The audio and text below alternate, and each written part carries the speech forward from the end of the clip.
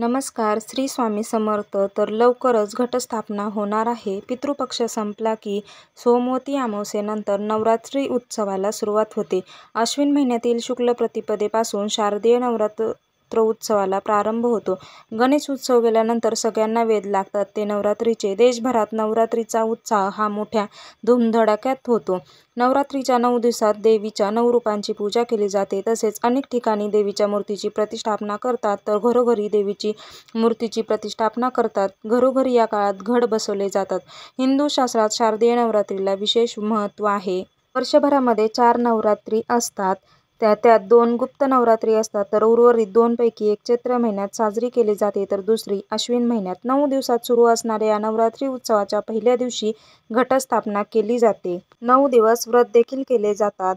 22 सप्टेंबरला सोमवारी घटस्थापना होणार असून 2 ऑक्टोबर गुरुवारी दसरा आलेला आहे. आजच्या व्हिडिओमध्ये आपण घटस्थापना कशी करावी याबद्दल संपूर्ण माहिती जाणून घेणार आहोत, त्यामुळे व्हिडिओ पूर्ण पहा. पौराणिक कथेनुसार अश्विन महिन्यात शारदीय नवरात्रीमध्ये दुर्गा मातेने महिषासुराशी 9 दिवस युद्ध केले.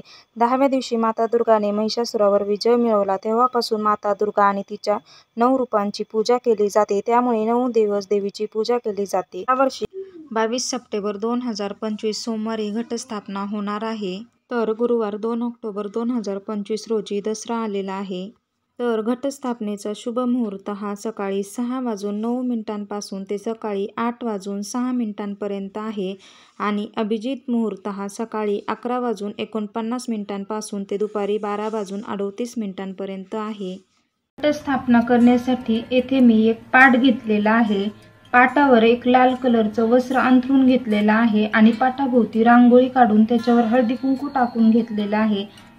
आपल्याला रांगोळीवर हळदी कुंकू टाकायचं आहे. रांगोळी पांढरी ठेवायची नाही आणि पाटावर लालच वस्त्र अंथरायचं आहे, कारण देवीला लाल कलर खूप प्रिय आहे. पाट ठेवण्याआधी पाटाखालील जागा आपल्याला स्वच्छ पुसून घ्यायची आहे.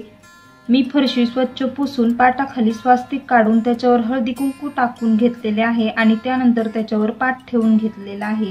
आता आपण घटस्थापना कशी करायची ते पाहूया.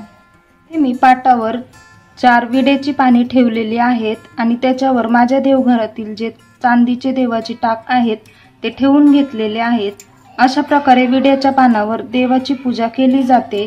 9 दिवस आपल्याला देवपूजा करायची नसते, फक्त देवांना हळदी कुंकू व्हायचे असते. आणि त्याच्या शेजारी मी येथे 2 विड्याची पाने ठेवलेले आहेत आणि त्याच्यावर मी गणपतीची स्थापना करणार आहे. आता या विड्याच्या पानांवर थोडीशी तांदळाची रास घालायची आहे आणि त्याच्यावर आपल्याला गणपती म्हणून सुपारीची स्थापना करायची आहे.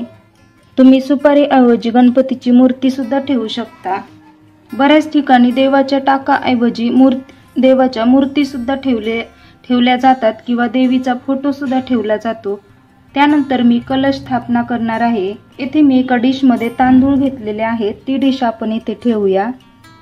येथे मी तांदळाच्या राशीवर अशा प्रकारे हा कलश ठेवून घेतलेला आहे. कलशाला 5 विड्याची पाने आणि त्यानंतर त्याच्यावर नारळ ठेवलेला आहे. आता कलशाला आपल्याला 5 दिशांना हळदी कुंकवाच्या उभ्या रेषा ओढायच्या आहेत.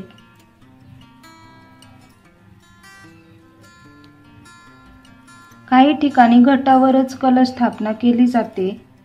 प्रत्येक ठिकाणची ही पद्धत वेगवेगळी असते, तर तुम्ही सुद्धा तुमच्या पद्धतीनेच घटस्थापना करा. मी 5 दिशांना हळदी कुंकवाच्या रेषा ओढून घेतलेल्या आहेत. नंतर आता घटस्थापना करायची आहे. येथे मी एक काचेची परात घेतलेली आहे आणि त्यामध्ये अशा प्रकारे शेतामधील काळी माती घेतलेली आहे. याला आमच्याकडे वावरी असे म्हणतात आणि ही माती आपल्याला खूप बारीक घ्यायची नाही. जर का खूप मऊ असेल तर धान्य व्यवस्थित उगवत नाही.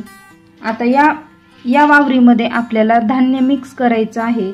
येथे मी सप्तधान्य घेतलेले आहे. यामध्ये हरभरा, करडई, जवस, सातू, तीळ, गहू आणि साळे घेतलेले आहेत. काही ठिकाणी 9 धान्य घेतात, तर येथे मी हे सप्तधान्य घेतलेले आहेत. आता हे सर्व धान्य आपल्याला एकत्र व्यवस्थित मिक्स करायचे आहेत आणि हे मिक्स झालेले धान्य आपल्याला या वावरीमध्ये सर्व साईडने व्यवस्थित असे पेरून घ्यायचे आहेत. मध्यभागी टाकायचे नाही, कारण मध्ये आपण घट ठेवणार आहोत.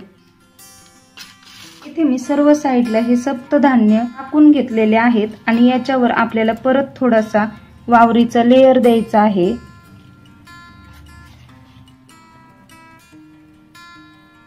अशा प्रकारे मी हे धान्य मिक्स करून घेतलेले आहे।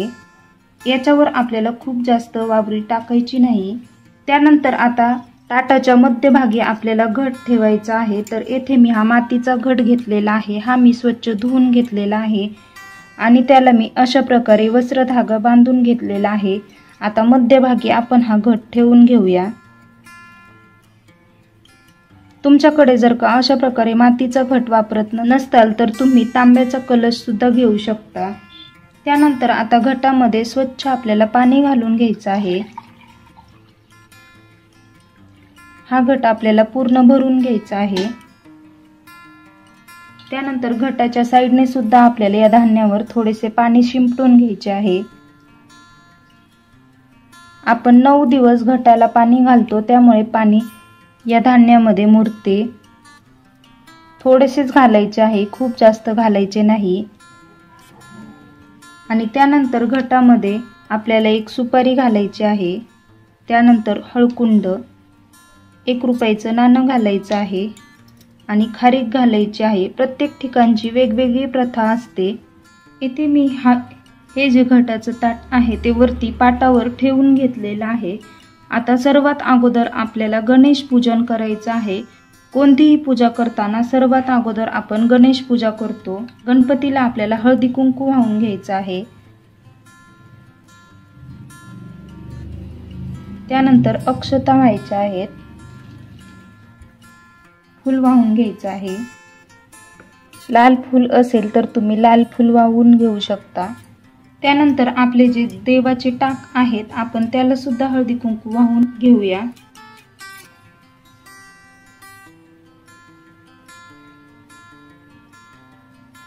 अक्षता वाहून घ्यायच्या आहेत,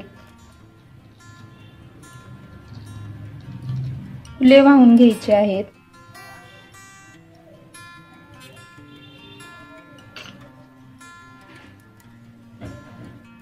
त्यानंतर आपल्याला दीपपूजन करायचं आहे। इथे मी तेलाचा दिवा लावणार आहे। तेलाचा दिवा आपल्याला घटाच्या डाव्या साईडला ठेवायचा आहे। दिवा आपल्याला ठेवण्याआधी आसन तयार करायचं आहे।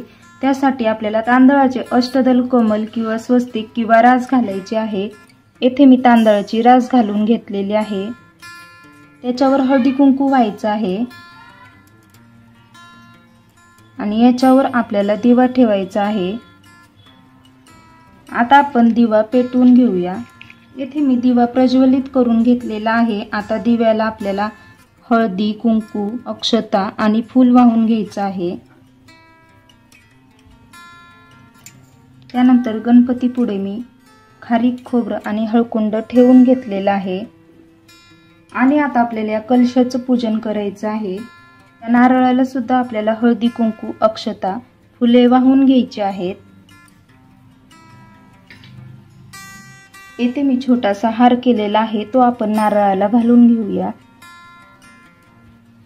येथे आपलं गणपती पूजन, दीप पूजन, त्याचप्रमाणे आपण कलशाची पूजा केलेली आहे आणि आपले जे कुलदेवीचे टाक आहे त्याची सुद्धा पूजा करून घेतलेली आहे।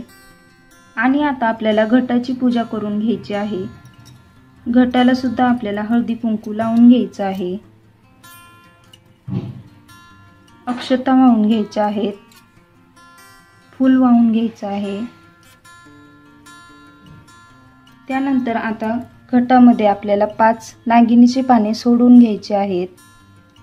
तुम्ही या दोऱ्यामध्येच हे पाने बांधू शकता।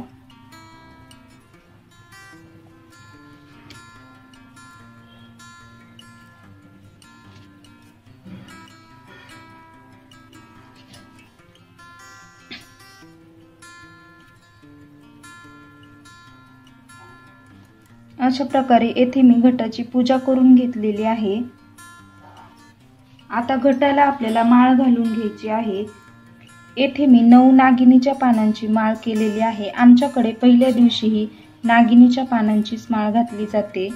आता ही माळ आपण घटाला घालून घेऊया। घटाला माळ घालून घेतलेली आहे। त्यानंतर अगरबत्ती लावायची आहे। येथे मी साखरेचा प्रसाद ठेवणार आहे। तुम्ही 5 फळे सुद्धा ठेवू शकता। अशा प्रकारे येथे मी खूप सोप्या पद्धतीने घटस्थापना कशी करायची ते तुम्हाला दाखवलेले आहे। प्रत्येक भागानुसार वेगवेगळ्या पद्धतीने घटस्थापना केली जाते। घटस्थापना केल्यानंतर आपल्याला देवीचा जो दुर्गा सप्तशतीचा पाठ आहे तो करायचा आहे आणि त्यानंतर आपल्याला देवीची आरती करायची आहे। 9 दिवस आपल्याला 9 घटाला वेगवेगळ्या माळा घालायच्या आहेत। त्याचप्रमाणे आपल्याला 9 दिवस अखंड ज्योत लावायची आहे। आपल्याला हा दिवा विझू द्यायचा नाही, यामध्ये काळजीने तेल घालायचे आहे। 9 दिवसानंतर यामधील हे धान्य उगवते, यालाच आपण धान असे म्हणतो आणि शेवटच्या दिवशी आपण हे धान सर्व देवांना अर्पण करत असतो।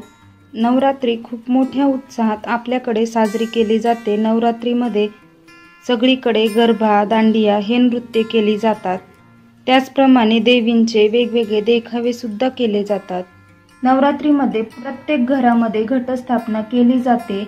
नवरात्र हा खूप पवित्र महिना मानला जातो।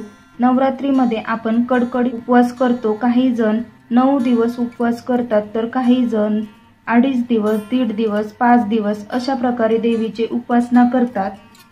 तर अशा प्रकारे येथे मी खूप सोप्या पद्धतीने तुम्हाला घटस्थापना कशी करावी ते सांगितलेले आहे। तर कसा वाटला तुम्हाला आजचा हा व्हिडिओ ते मला कमेंट करून नक्की सांगा आणि असे छान छान व्हिडिओज पाहण्यासाठी माझ्या चॅनेलला लाईक, शेअर, सबस्क्राईब करायला विसरू नका।